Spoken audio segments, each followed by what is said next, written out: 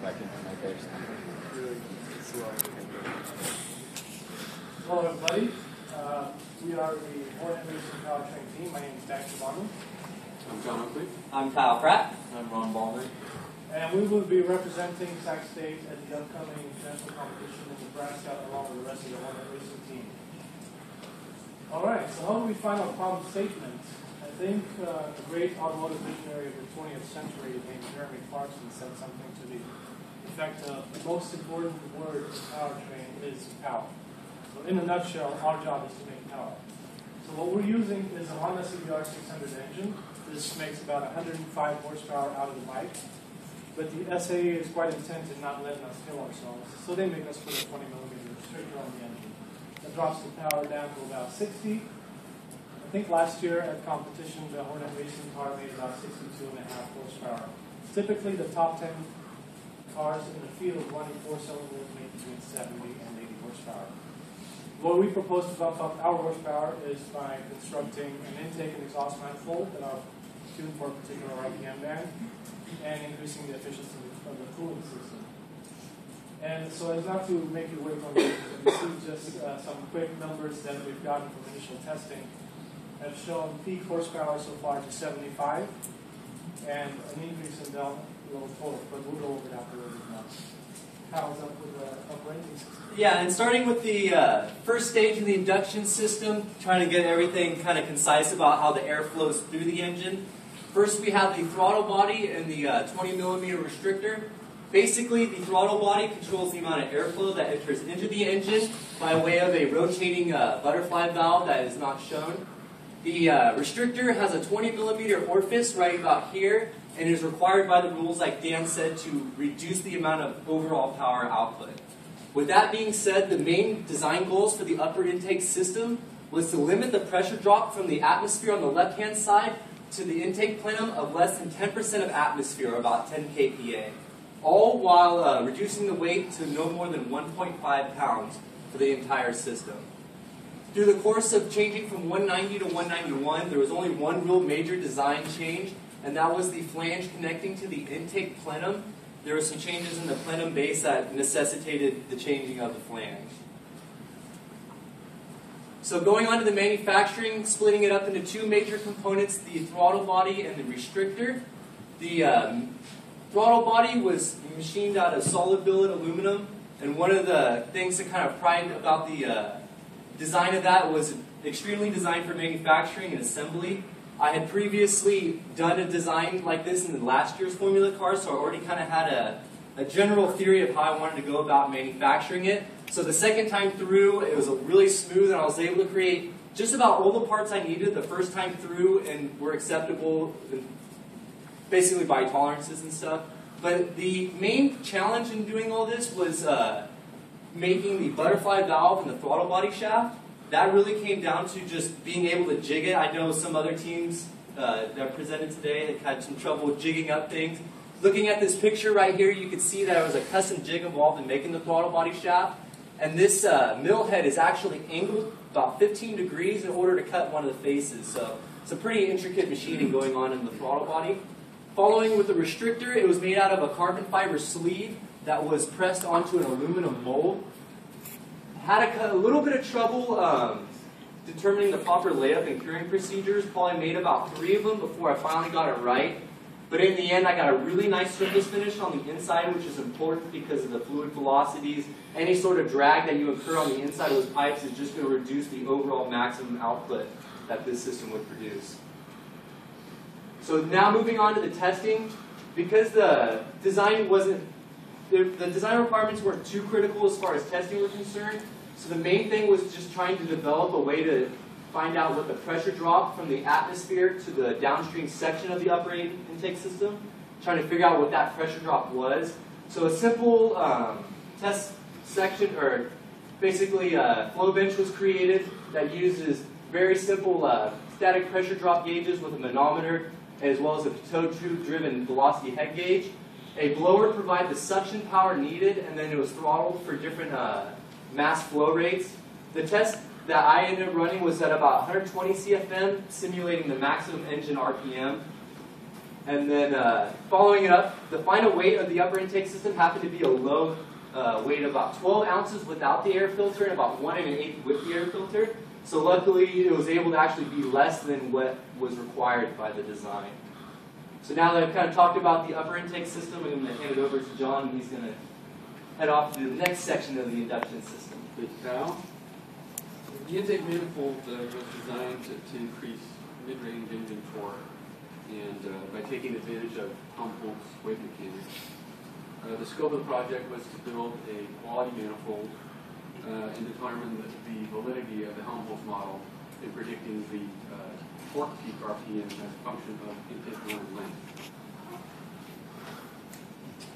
Initial designs, the initial design shown here was lacking in a few key areas.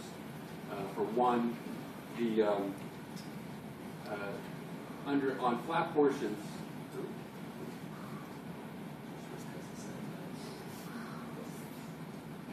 there you go.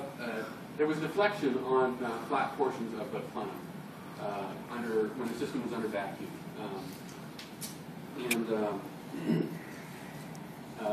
The design of the plenum also lacked key features such as flanges and bosses, which would have made assembling this doable.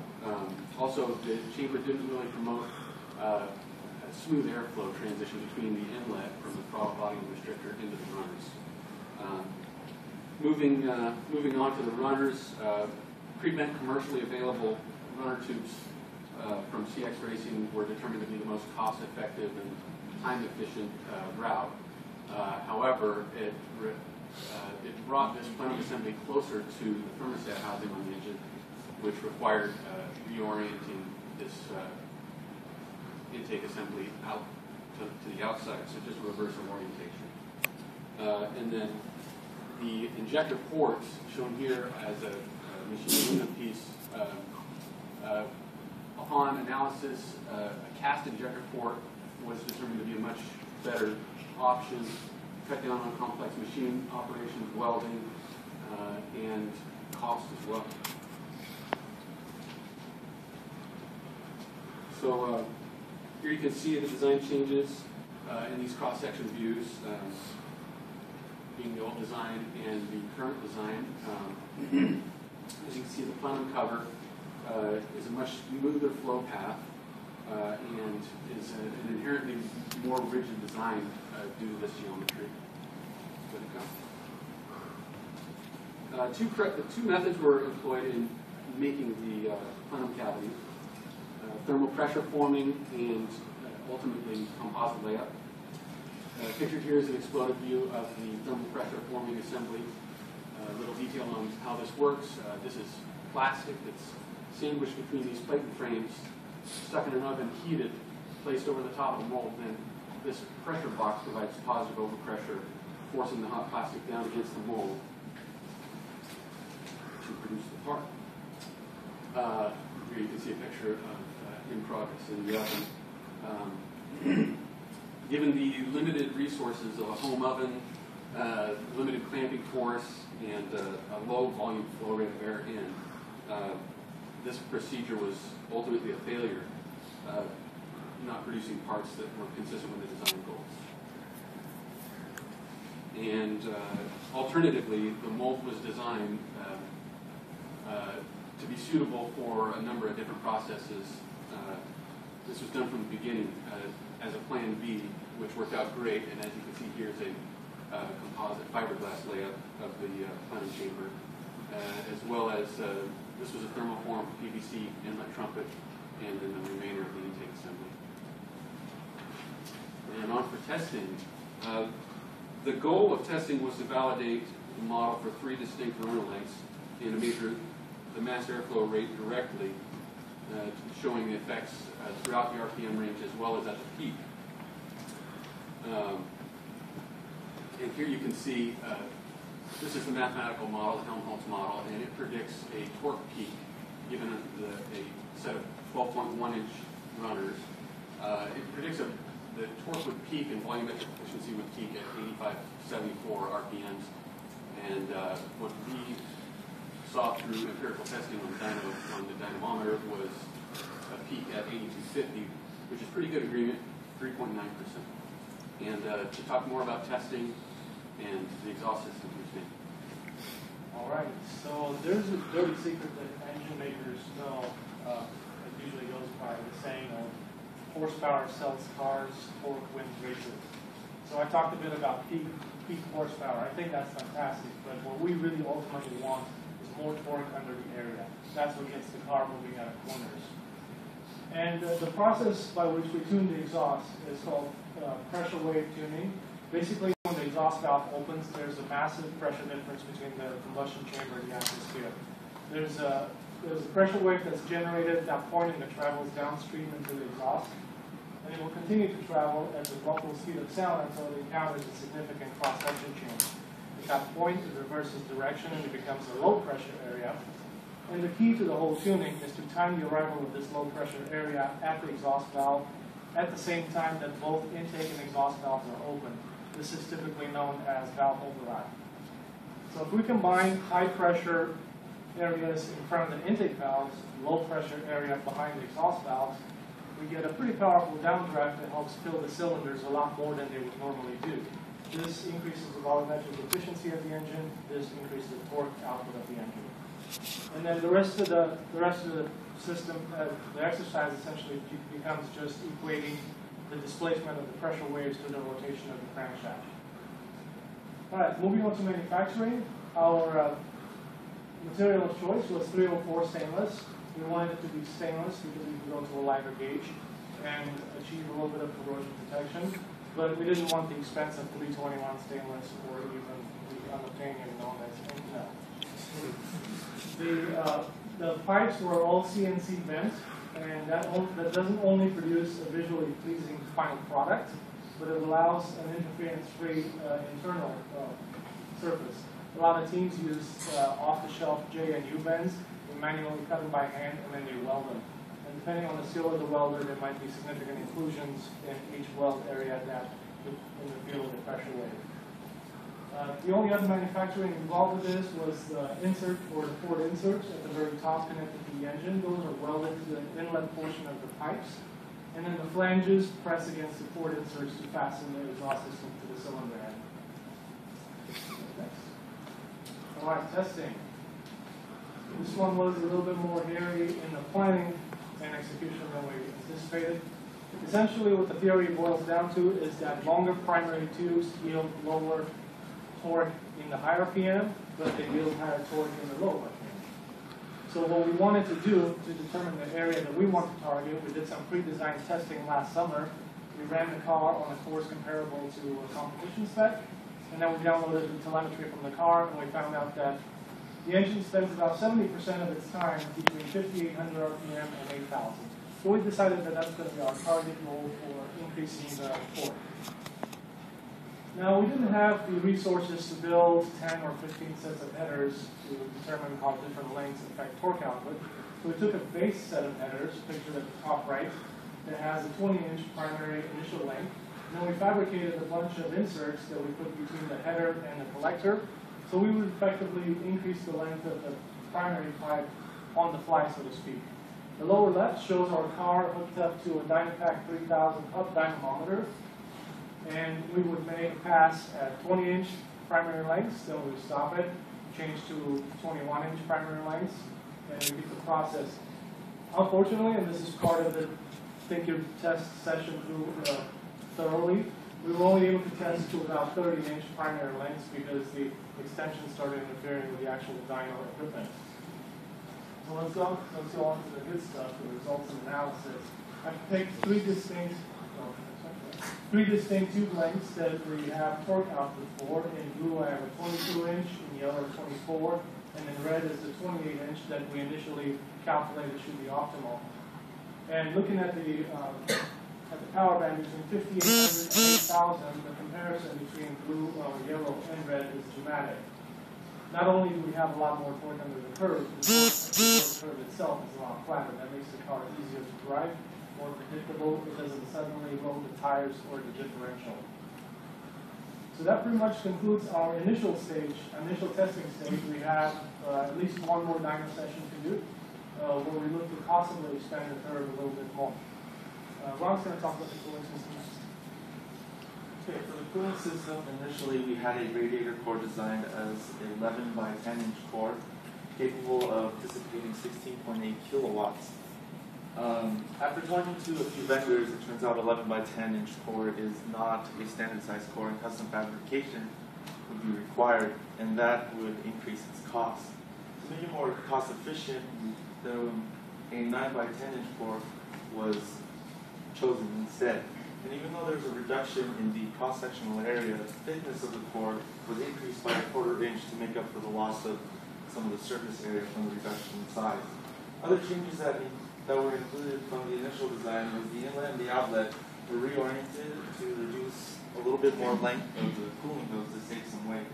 And the hoses were also limited to a 2D bend so that there will be a reduction in cost for manufacturing. Methods of manufacturing. The cooling hoses and the radiator were manufactured by a third party. The shroud was laid up with fiberglass, and the adapter plate, as you can see up here, was machined here, which is, what it does is it rotates the thermostat housing so the outlet is pointing towards the radiator, so it doesn't have to make like a big U-turn. Some problems in manufacturing were the vendor turnaround time was very unpredictable, which delayed some of the testing, and the composite part was problematic with the part actually sticking to the mold, which ended up ruining the mold, and the mold is like one of the mold is the longest part, is the hardest part, the part that takes the most time to make in building the composite part. And other things that were problems was the body design changed a few times, and which required the cooling hoses to be rerouted during the model.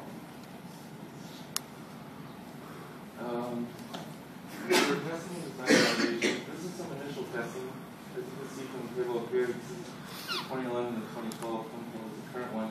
At idle, they're roughly the same, but the effectiveness is different since the 2012 surface area is a lot smaller than the 2011 one. But at peak, you can see that the effectiveness is roughly the same, but the difference in heat dissipation is a lot lower with the current system. The data that was gathered from this is kind of flawed because I found out that the fan that we were using for this system was rated at 1,000 CFM, when in actuality it was only at 490 CFM. So that is probably the reason why it's not as effective as it could be. So currently we have a new fan, but it just arrived, so we are planning on testing in the next few days. All right, just to give a couple last little details, lessons learned, and recommendations. Definitely spend less time calculating, more time testing. This has been kind of something that's been reiterated by a bunch of different teams. Also, another thing is the SolidWorks. You can't always trust it for mass terms. Sometimes it ended up being up to 10% heavier in real life. Dan kind of ran into this with testing, is plan for the worst, have plans B and C, and always do a dry run of your testing. Have everything figured out, because you don't want to be trying fixing little bugs midway through testing. You want it to be really solid so you can get good numbers. And then a couple different people on our group had some composite forming challenges. It requires iteration. You're not going to get it the first time, so definitely add time into your budget when doing composite materials in order to get it just right. And then, of course, know your limits, your abilities, your resources, tooling, and shop time. If you take that for granted, you're going to end up not having a product as satisfactory as you want. So I hope everybody enjoyed our presentation. Do you guys have any questions?